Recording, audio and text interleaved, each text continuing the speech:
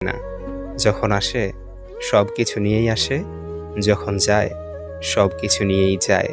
পুরুষের ব্যক্তিত্ব তার কথায়, নারীর ব্যক্তিত্ব তার আচরণে। বৃষ্টি না আসলে বোঝা যায় না ছাতার কোথায় ছিদ্র আছে, তেমনি খারাপ সময় না আসলে বোঝা যায় না কার মনে কি আছে। শেখার মধ্যেও পার্থক্য একটা আছে। বই থেকে শিক্ষা গ্রহণ করলে ঘুম চলে আসে, আর জীবন থেকে শিক্ষা গ্রহণ করলে ঘুম উড়ে যায়। কাউকে কখনো ছোট ভেবো না, কারণ একটা কথা সবসময় মনে রাখবে, ৫ টাকা দামের পেনও কিন্তু ৫ কোটি টাকার চেক লেখার কাজে লাগে।